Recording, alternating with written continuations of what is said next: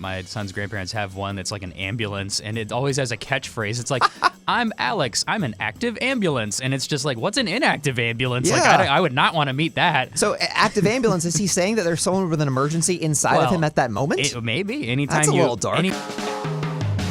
You're listening to Dadsplaining, a weekly chronicle of all the weirdest, messiest, grossest, and funniest parts of fatherhood, hosted by two first-time dads. I'm Jesse. And I'm Brandon. And for our first new episode in at least 2 weeks, we are going to be talking about toddler toys, the toys that our kids are playing with, the ones they're crazy about, and the ones that were either a waste of money or are just plain annoying. On a personal note, this is our 50th full-length episode. Hey, all right. Yeah, pretty exciting stuff. For all the listeners who have been with us from the beginning, we could not have done this without you guys. We love and appreciate you. And for all the ones that have joined along the way, we're glad that you're with us. We've also got some pretty cool news to share. We had to kind of keep this under wraps for a couple of weeks, but we got an email a few weeks ago from a representative of Spotify Canada, believe it or not. Two podcasters from Atlanta caught the attention of Spotify in Canada, go figure. They have featured us on a new comedy site for Spotify comedy podcasts called, and I apologize if my grandmother's watching, I'm going to swear, www.poddamnthat'sfunny.com. Pretty kind of clever pun there. It's a hosting site to introduce you to new and fun comedy podcasts. And under the parenting tab, we are one of just 3 parenting podcasts featured there.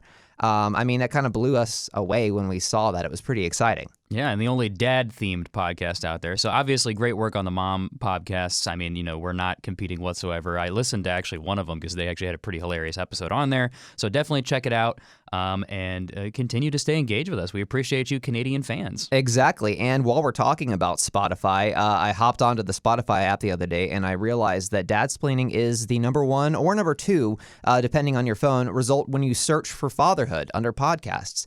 We're getting there, fam. Yeah, exactly. I guess we're the little tiny podcast that could, and people are listening. So we're grateful for that. Yeah. So listen to us on Spotify, any other place you get your podcasts. We are there as well. Mm-hmm. And then continue to engage with us on Facebook, Twitter, and Instagram at Dadsplaining Podcast. You can follow all of our videos on Facebook Live. We were actually just talking about trying to get some streaming options set up on Twitter via Periscope, which I was just reminded is still a thing. It felt like Periscope was like a hot thing for literally a minute, like a year ago or 3 years ago, and then everyone just kind of moved on. But apparently it's still there, so we're going to go check that out too. We love engaging with you guys. We love giving you the video so you can see our beautiful shining faces. Hey, way to throw in the social plugs there. That was completely segue. Unscripted. I love that.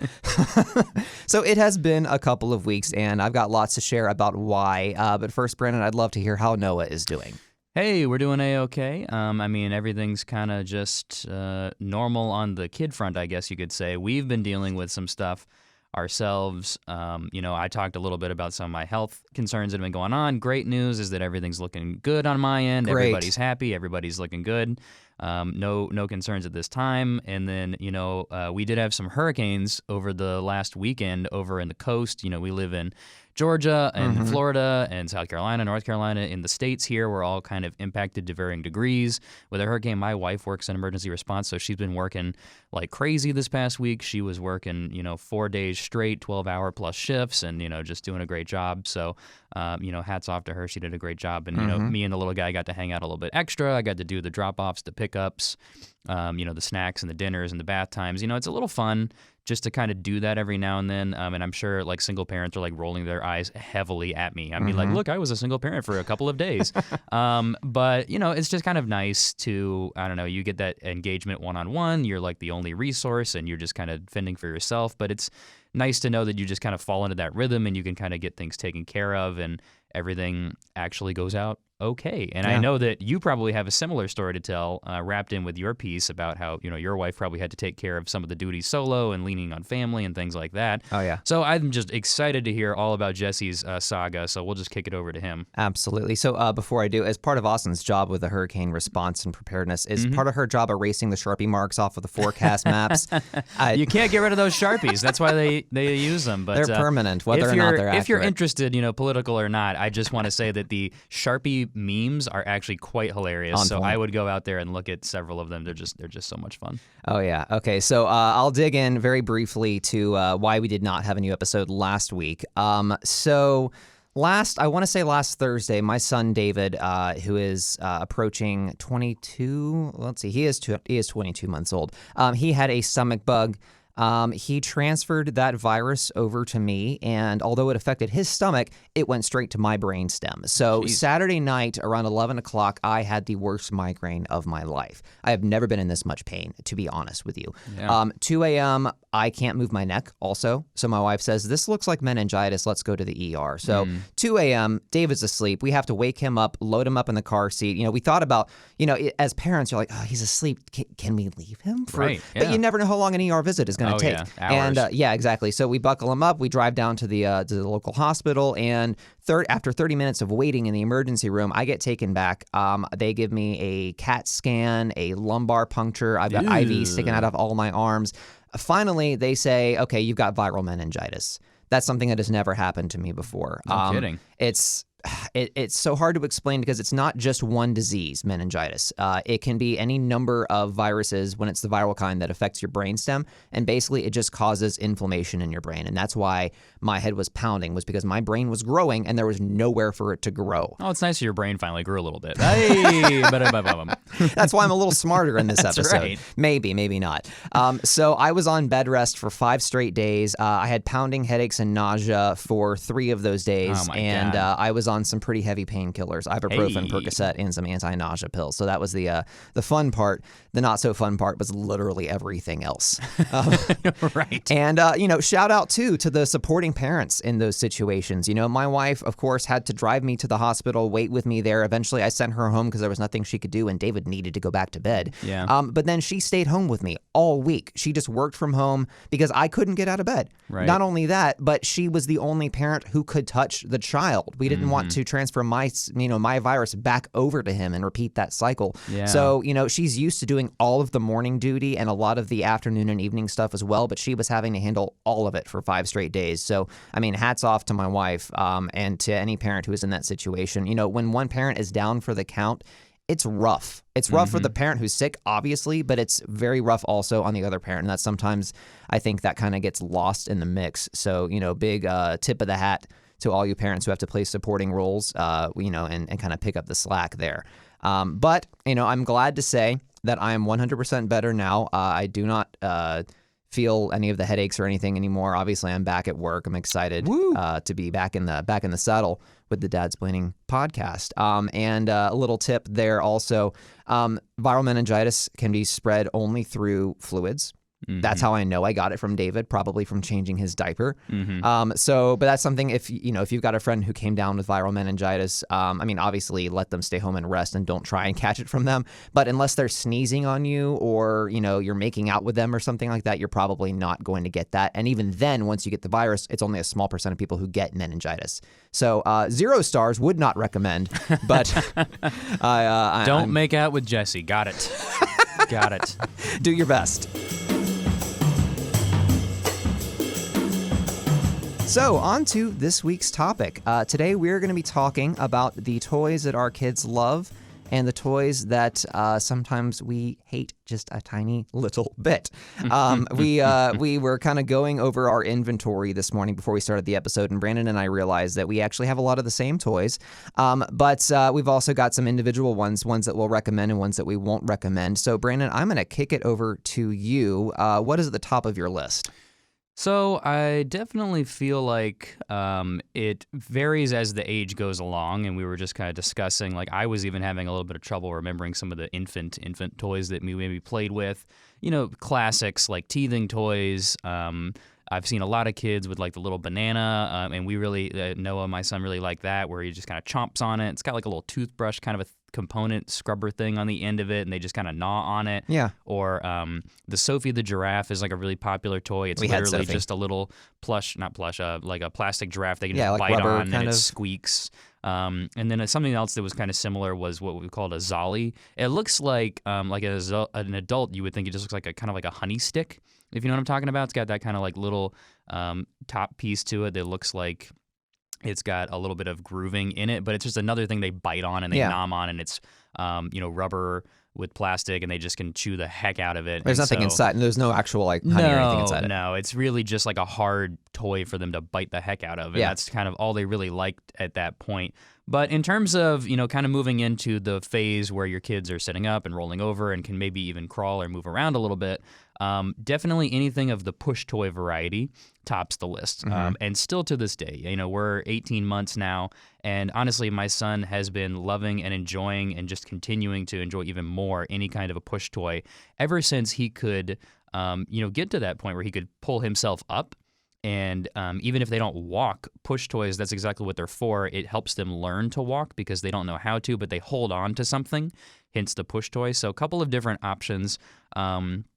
There has been one that I believe is like a VTech toy that is kind of like a tripod almost-esque push toy, and it's got like a little interactive thing on the front of it, so it's like meant to grow with them, where you can like take off the noise making stuff that has like lots of different buttons, and ours looks like a little farmhouse kind of a setting. And so it's got like a sun, and it's got a barn, and you can open the door, and then you can see the animals inside of it, and it's got some numbers that you can punch, just like a mix mash of little buttons and noise things, and they can play with that just on its own on the floor when they can't walk or crawl or stand even. And then when they can pull themselves up, you can put that onto the pushing kind of apparatus, and they stand behind it, and they have their hands on the bar, and they just move around the house with it.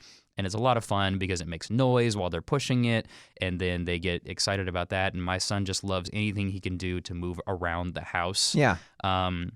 And so those are really cool if you get something like that that can kind of, again, grow with them. And that's kind of going to be one of my main themes as well, is like any kind of a toy that they can grow with is super amazing as a parent, because you invest once and then you use it for months and months and months and months. If a kid is using a toy for more than, I'm going to say like 3 months, like that's a big win. It is, because that doesn't always happen. Because in this early phase, both of our kids are under 2, and so we're talking like 3 months is a big portion of their life so far. Yeah. And so the push toys have been here for like a year, and he still loves them. And then the top favorite is a train, actually, that he has. Same kind of a concept. It's got 2 pieces, which is kind of interesting. So it's got the train part and then like a little caboose, if you will, that's detachable. And so the caboose has a little seat where when he gets big enough, he can sit on it and like hold on and propel himself if he wants to. He's still not big enough for that. So you can pop the caboose off, and he can just hold on to the handles on top of the train. Yeah. But then the train has like 30 different buttons and numbers. Oh, yeah. It has like a little phone pad with a little telephone thing, and he can punch in numbers. And it's got this kind of intricate, I'm actually kind of surprised, like block system where like the caboose, it has like a little storage compartment, and it holds a bunch of blocks with letters and words that correspond to the letters in it to help them learn the alphabet and words. And it has this thing where you plug it into the side of the train, and it reads the toy, the block, and it's like W is for whale, or whatever it is. And then it talks about that and just repeats it.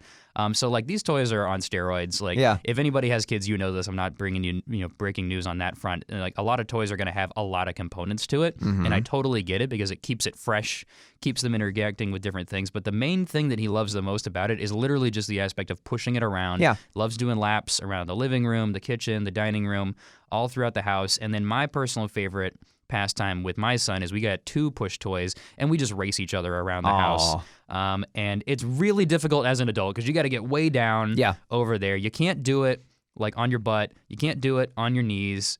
We have hardwood, so that just hurts. Yeah. Maybe if you have carpet. And so I've got to stand and then like bend over 90 degrees or more than 90 degrees and like get down to that level. But then we just race all around the house, and it's a lot of fun, and we bang into each other and, kind of cause crashes, and, it's kind of like a fun racing thing. So I'm all about the push toys. What kind of favorites do you guys have, Jesse? Yeah, so on the subject of push toys, you mentioned a train. We've got one of those too. Ours is a Thomas the Tank Engine brand, which is kind of cool for me personally because that was one of my favorite characters when I was David's age. Yeah. So we've got a Thomas the Tank Engine that you can sit on, and still kind of push around with your feet. And David's finally at that age where he can do that, and he's kind of interested in it.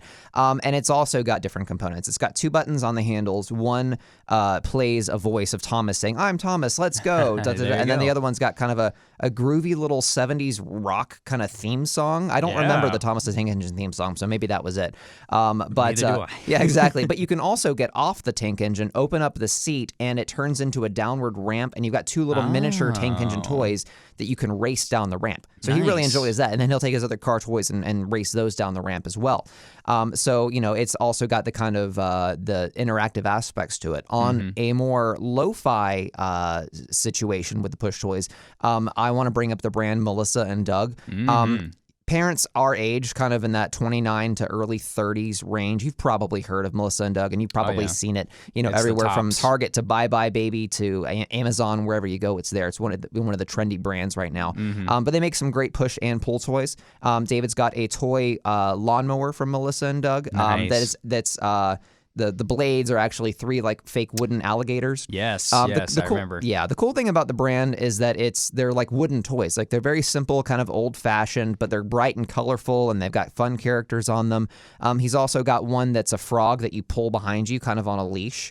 And it kind of claps and makes noise. And that's the fun thing about it, is that it's a character, it makes noise, you can kind of interact with it. The thing I love so much about push toys is that when kids are at that stage where they're learning to walk, it's a great way for them to have something to lean on while they practice walking, but they're also kind of building confidence.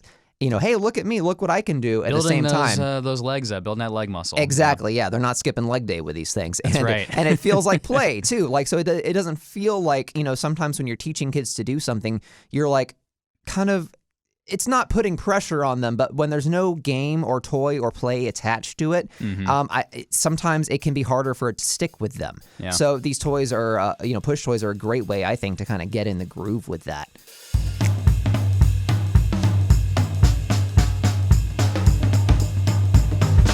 So another great way that I've found to find good toys is look at things that they're interacting with outside of your house. So like you don't have to just pick and choose and guess necessarily. Maybe early on get a couple toys, get your kind of library of toys going a little bit. But then as you're at friends' houses, at school, daycare, at church, Sunday school, daycare, we go to this really cool indoor playground, which has a bunch of different toys there, which has been like a free testing ground. I mean, it's not free to go, but like essentially it's a free testing ground for the toys. Yeah. We get to pilot them with Noah essentially. And if we like them, then we go and we get them, or we get something similar to them. So we've gotten a lot of really good ones, especially of late for him. And in particular, his new favorite is the kitchen set. And so there's a bunch of different varieties out there. I don't think anyone is any necessarily better than the other. Just any of them are pretty good. But basically, it's got like the stove with a fridge kind of a thing and a microwave. And then you have all kinds of doors that go along with it, opening and closing the fridge. There's cabinets. There's pots and pans that go on the stove that they can play with. Usually utensils and spoons and plates, a little teacup set. All kinds of things, and then some of them, like the slightly more sophisticated or perhaps newer ones, like the knobs, when you turn them, they click, or they can even like actually be a timer, I've seen on some of them, and so that just adds kind of another fun element because it's like a satisfying sensory interactive point, and so he is just nuts about the kitchen set whenever he would go play at a place that had one, and so we finally got one ourselves. And then like a quick tie-in with the whole like pilot testing elsewhere is trying to look secondhand. And, just obviously this is a good tip just for being thrifty in general, but a lot of other people have kids, even people you don't know. So something that's just kind of newer these days, I don't, want to assume everyone does the same thing that I do, but my wife in particular, I'll give her a shout out. Like she's a part of a lot of neighborhood groups on like Facebook and things, and also some mom groups on Facebook and things of that nature. And there are even what I understand very robust what are called yard sale groups. Oh yeah, where people will just post things that it's they're gonna get rid of, but you don't want to have a yard sale. And like it feels like you don't even need them anymore because you can just get rid of stuff at whim almost. On Facebook. So join or look out for these kinds of neighborhood groups. You don't have to just join a rando group. You can join one for your neighborhood usually or your community. Yeah. And people will post all of the toys that they're getting rid of that they don't want anymore. And they will sell them at ridiculously cheap prices because they just want them out of their houses. And they're trying to make a little bit of a buck, but you can get for example, like a kitchen set new is probably like $75 or Yeah. something. And I'm not saying that's not a good investment because it's a big toy and there's a lot of things that you can do with it and it's good play. But we got a kitchen set secondhand for like $20. Nice. And you just go and you pick it up and then it's yours and you're good to go. And you can see it and you go look at it and all that kind of good stuff. So something that's like a big purchase, I would say get your eye on it and then just kind of eagle eye it. Because it's a really good way to kind of pick up some stuff. So kitchen set's been really big. I'm going to say musical instruments of varying types. We've got So, several of those. You know, it just depends on what they're into. When he was a little kid, it's like the little piano thing, and he's kind of hitting it, and he enjoyed kind of playing with that to varying degrees. I'll say he's starting to get a little bit more interested into some of the musical toys, and the ones that he really is liking right now are ones that he can move around with. And so, again, at this indoor play place, we saw a Melissa and Doug set, actually, that had like I think they call it like a noise-making musical set. Yeah. And we didn't get the set yet, because I'm just going to caution you guys, like we love these toys for him, but we love that he gets to play with them elsewhere because they're very loud, obviously. So I'm a little, on the fence about like really noisy toys.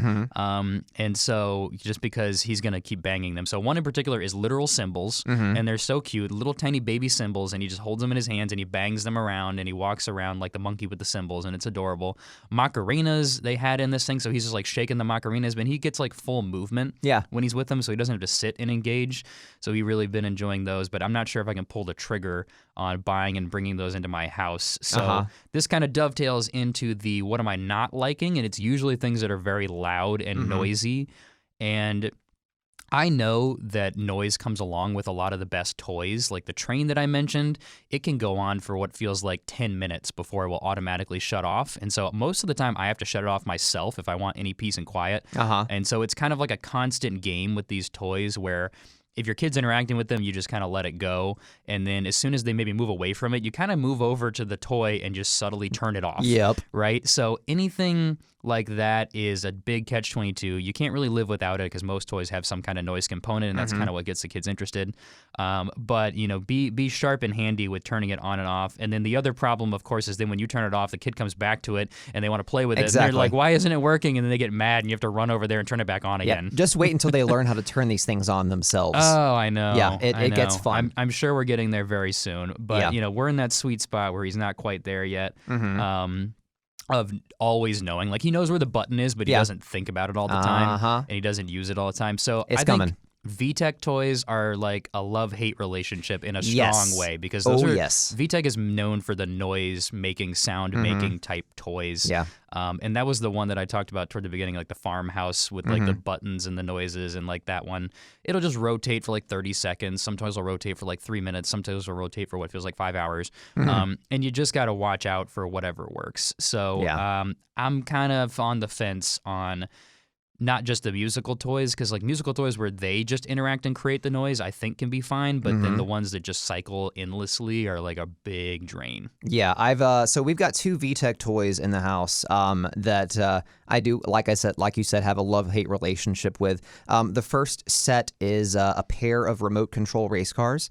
Nice. They have a few programmed sort of phrases that they'll say, like, I'm race car number 2. I can go really, really fast. Oh, my God. My parents, and my son's grandparents have one that's like an ambulance, and it always has a catchphrase. It's like, I'm Alex. I'm an active ambulance. And it's just like, what's an inactive ambulance? Yeah. Like, I would not want to meet that. So, active ambulance, is he saying that there's someone with an emergency inside of him at that moment? Maybe. That's a little dark. Anytime you push the button, he's obviously activated. And so he's having, he's going around. And there's a whole slew of those VTech little tiny toys, and they all have like a name and like an adjective that goes along with it. Like, I'm Tommy the tow truck, or, I'm exactly. totally awesome tow truck, whatever it is. Yeah, but the thing with these toys is the remotes don't always work. I mean, VTech is a big brand, but for a big brand, you think they'd be a little more reliable. Like, the problem I've found is that David loves to play with these things, but he'll pick up the remote and try and make it go forward and backward. Sometimes it works. Sometimes it doesn't.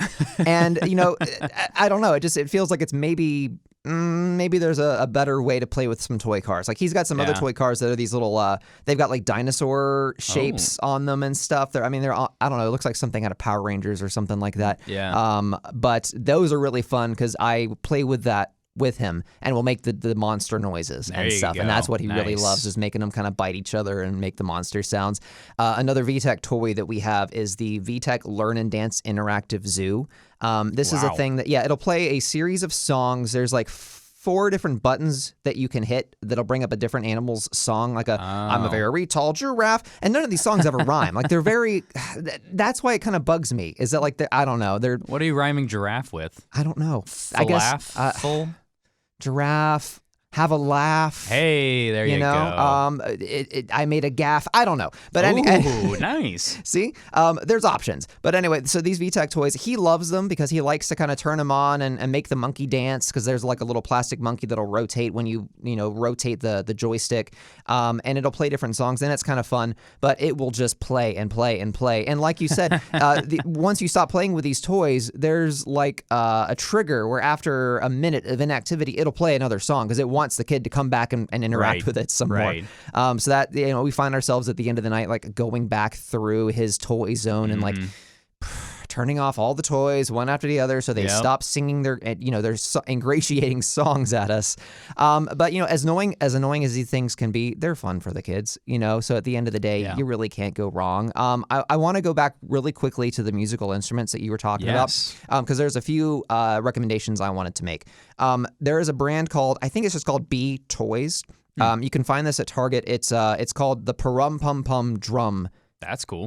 Set. And it's one drum. It comes with 2 kind of fun little drumsticks with some cool textures on them. And then there's like 4 toys inside of the drum. So you take off the drum head, which is just a plastic transparent drum head. And then it's got like basically 3 little noise makers in it. Some bells, a tambourine, and then kind of a maraca thing. And they're shaped like A, B, and C. But they're also shaped like animals. Like A for ant. It's like a little ant with long legs. And B for bee. It's a bee. And then C is a caterpillar. So it kind of works out. And they all make different noises. So David really enjoys playing with that. So the B Toys Parum Pum Pum, you can find it for $20 at Target. He actually also has one at daycare that he really loves. Nice. There's also the Little Musician it's like a mini grand piano, like plastic keyboard piano.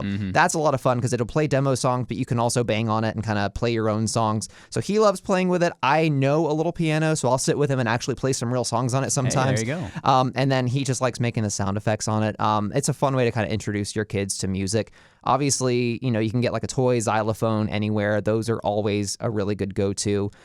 He's also got a fun, I don't know the brand name of this thing, but it's just called electronic drum mat or electronic drummer mat. But it's a plastic mat. There's pictures of a drum set on it, and each thing that you hit with your hand or your foot, because he loves to just dance on the thing, it'll make the drum sound. So you're having like a little drum solo every time. Yeah, like a little piano mat. That exactly. It's got the keys on it, but this one has drum set instead. Yeah, it's like that Tom Hanks scene from Big where you jump from one to the other. That's kind of what he's doing there. Very nice. Very noisy. Like Brandon said, you're going to have a lot of sounds in your house once you start investing in musical instrument toys.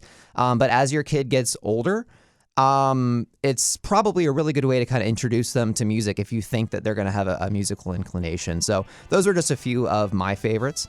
We'll include a few links in the show notes as well.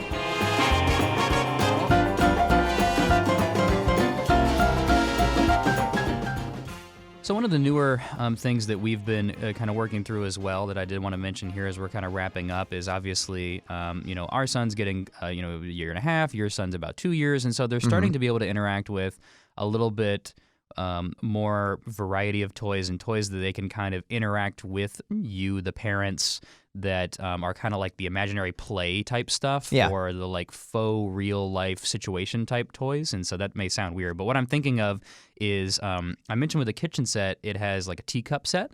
And so we, for the first time, played like having tea the other day. It's a kind of a thing that, you're like, oh, I have a son. Why am I playing tea with him? But like, first of all, he doesn't really get that. Yeah. So he just gets fun, and it can be a lot of fun, and was a lot of fun for us to sit out and like have like a little blanket inside the house, and we get the teacups, and everyone gets one, and we get the teapot, and we've been filled up with water, and you just kind of go around and be like, oh, do you want some? And you pour it into the cup, and then my son loves water, so he just drinks it and drinks it and drinks it, and then you give some to mommy and daddy, and then it was really cute because we taught him to do like the clinking of the cups Oh, fun. And so we would like Fun. pour everybody would take a sip, and then we would do like clink, and then I would like, mash cups with my wife, and then he picked it up after like 2 seconds. And so it's like just a neat way to get them to interact with different things that they're going to want to learn how to do. I mean, clinking of glasses, I don't know how useful that is in life. It's fun. But, the patience to drink out of the cup, waiting his turn, asking for it, whatever it is. And so it's not skill building. Yeah, it's skill building. It's not like a girly toy. And then another one is that my wife finally brought out like an old baby doll that she had growing up that we kind of gave to him to try to play with. And it was, kind of hit and miss off the bat. We kind of hugged it and was like, oh, this is interesting. And then he just kind of put it aside and hasn't quite necessarily gone back to it yet. But another thing that you think about it being like, for a girl or not, but it's just really like about the skills, I think, and just seeing kind of what they might be interested in. And I was looking up in advance of our 18-month appointment, which is coming up very soon. And one of the things on there is around like playing with dolls, because obviously it's like a human type toy, and so they kind of can think about what do they do with the doll, and so it's not about it being a girl or a boy toy. It's about maybe they will take care of the toy, they will feed the doll, they will put it to bed, whatever it is, and like those kind of life skills. So there's something that's been a little more interesting of late. I mean, here's my take on it. Don't dads do those things too? Like, is it just a girl thing to hold a baby? I mean, here at Dadsplaining, we're all about getting dads more involved and more kind of intentional in what they do as a parent. And I mean, I don't know. I don't see anything wrong with that. If you're teaching a kid to be caring and compassionate with a smaller human being, I mean, what's the downside there? So I don't know. Jesse with the mic drop at the end. I mean, boom, I would drop the mic, but it's on a stand here, and I think I'd break it. But I mean, that's just my take on it. Like, it's a little early to kind of push your kid in a certain direction with toys, because every kid is going to have different interests. Just, get them something that'll teach them something and kind of see what they play with. And if they don't play with it, and that's the other thing, like you said, going with the yard sales and stuff, try not to spend too much money on this stuff, because at the end of the day, they're just going to have more fun with the box than they are with the toy anyway. So, just try different things, do what works, and, don't take it too seriously.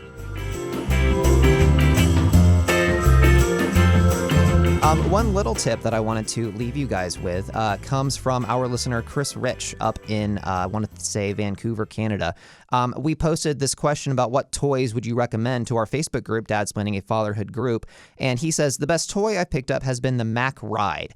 This is a seat extension for your bike. If you're the type who likes to bicycle, you can stick your toddler in it. He loves going out for rides around town or hitting the trails. It's been so much fun for the both of us and always provides some great bonding time. He also loves his Globber scooter, which, Brandon, I think you looked this up, and it's like it's a toddler size or kid size scooter, right? Yeah, like the old Razor scooter, but it's got 2 wheels in front instead of 1, so that extra stability for the really little young kids. But they are super popular. I see them all over the place. Yeah, he says his son just got it for his second birthday, and he wants to ride it all the time. I mean, and wow, second birthday. Chris has sent us some videos over the past year of his kid as he's growing up, and this kid is going to be an athlete, I swear. Like, the first thing he sent us was at 16 months old, he's shooting hoops in the living room. I mean, holy cow. Like, I think maybe Michael Jordan and no one else does that at 16 months old. So thanks, Chris, for the recommendation. So that'll do it for this week's episode of Dadsplaining. Glad that you guys stuck around with us for this chat about toys. Brandon, in between this week and next week, if our listeners want to get in touch with us with questions, suggestions, tips, or just to chat, where can they find us? Please like or follow along with us on Facebook, Twitter, or Instagram at Dadsplaining Podcast. You can see all of our live streams on Facebook Live. And as I mentioned at the top of the show, we're going to try to get the same thing going on Twitter. So keep a lookout for that. And then you can get this episode every single week anywhere you get your podcasts. Exactly. And, do us a favor. If you enjoy the show, if you're getting something out of it, leave us a rating on Apple Podcasts. Leave us a review if you're so inclined to. We would greatly appreciate it. And of course, we'd be happy to read that review and give you some credit on air. And that'll do it. Thanks for sticking with us, guys. If you are watching via Facebook Live, stay tuned because we are going to go right into recording our next episode. And if you're just listening on your preferred podcasting app, check back with us this coming Monday, where we're going to have an interview with author J.J. Wenrick to talk about his book, Teaching Kids to Buy Stocks. This is going to be a really interesting conversation about financial literacy and how to teach your kids to manage their money. I mean, that's something that I struggle with as a 29-year-old fully grown man. So we'll have a lot of fun with that. So until next time, I'm Jesse. And I'm Brandon. And hey, Brandon, did you hear about the incredibly average Greek philosopher? No. His name was Mediocrities. Sorry, guys. All right, we'll see you next time. If you're enjoying Dadsplaining, you might enjoy this other podcast from our friends here at WSB Radio. Like current events and want to be the smartest among your friends? Then the Power Pod is the show for you. The Power Pod is a weekly recap show where we cover the current events of the week. It's a show where we're not afraid to get serious. And we're not afraid to have some fun. So try us on Apple Podcasts, Spotify, Google Play, Stitcher, the WSB Radio app, WSBRadio.com, Stitcher, CastBox. Okay. Anywhere there are podcasts, we are there. So power up with the Power Pod.